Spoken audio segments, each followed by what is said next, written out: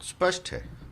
और जो उन लोग का दलील है, जो कोर्ट में एफिडेविट फाइल किया है उन लोग कि जीरो एफआईआर का इशू है, तो एकदम बेबुनियादी है। लीगली भी अगर आप देखिए तो बहुत, अगर सरलता से हम समझाएं आपको तो बहुत सीधा सा चीज़ है कि सुशांत सिंह राजपूत के लीगल हायर जो हैं वो उनके पिता ही रहे। न शादी हुआ था, न बाल बच्चा था। कुछ इन लोग कुछ नया ले आए तो अलग बात है, क्योंकि रोज देख ही रहे हैं कि क्या क्या कर रहा है लोग। तो लीगल हायर का प्लेस ऑफ रेजिडेंस क्या है? पटना है। इतना दुखद मौत के बाद जब आदमी शौक से निकला, लड़के का पिता, तो अपना जहाँ प्लेस ऑफ रेजिडेंस है, मतलब वहाँ पर जाके उन्होंने एफआईआर किया है। और एफआईआर जो पटना राजीव नगर स्टेशन में उन्होंने किया है, तो ये नियम है कि कॉन्सिक्वेंस ऑफ भी जो है उन्हीं को हक है जानने का, किसी भी इन्वेस्टिगेशन का या कोई भी इंक्वायरी का या कुछ भी होगा। और महाराष्ट्र पुलिस, मुंबई पुलिस पिछले जितने भी दिन हैं, 47, 48, 50 दिन से जो है 174 के तहत अपना जांच कर रहा है। मतलब इंक्वेस्ट, मतलब और सरलता से इसको समझिए कि क्या यह सामान्य डेथ था या असामान्य। तो अभी 50 दिन में ये लोग जो है ये ही नहीं डिटरमिन कर पा रहे हैं। और जिस तरह से दलील दे रहे हैं, तो इतना सारा जजमेंट है इस पर कि इन्वेस्टिगेशन का राइट बिहार पुलिस को तो हो चुका है। अब है कि प्लेस ऑफ इंसिडेंट कुछ मुंबई है, उसके तहकीकात में बहुत लोग हैं, तो इन लोग तो कुछ किए नहीं। तो बिहार का जो एफआईआर है बिल्कुल जायज़ है। इनका जो एफिडेविट है वो आप देखिएगा निरस्त हो जाएगा। अभी का 2020 का बिहार का एक केस में टेरिटोरियल जुरिस्डिक्शन का सुप्रीम कोर्ट का ऑर्डर आया हुआ है।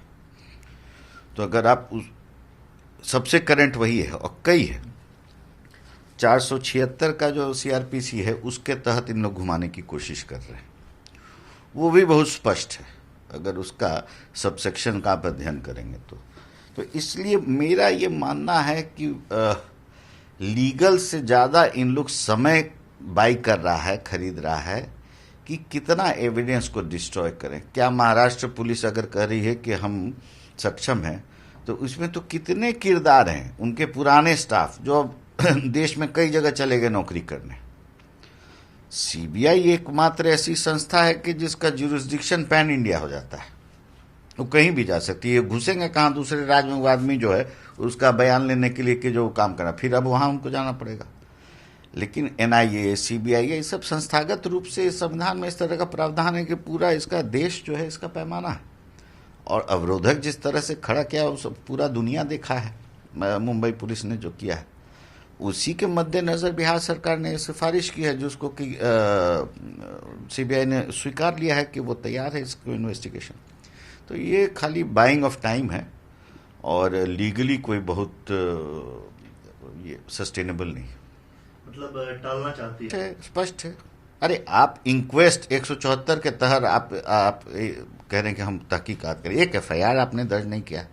50 दिन में 174 में आप ये नहीं तय कर पाए कि सामान्य है कि असामान्य। अभी हम कर रहे हैं।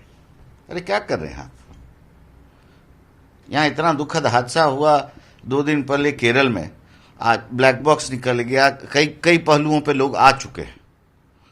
और आप इतना बड़ा इंसिडेंट हुआ, उससे पहले उसके मैनेजर का हुआ तो 2 दिन में आप कहे आत्महत्या खत्म हो गए।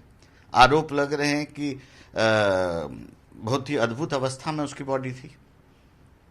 तो मुंबई पुलिस तो एकदम मतलब क्या कहा जाए, एक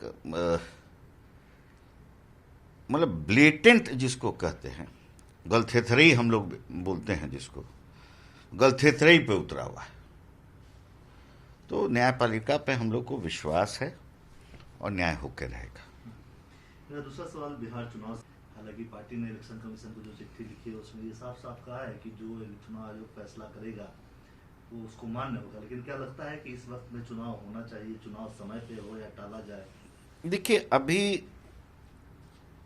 संपूर्ण पूर्वोत्तर भारत में बिहार लेकर जो कोरोना का विस्फोट हुआ है वो लेट हुआ है।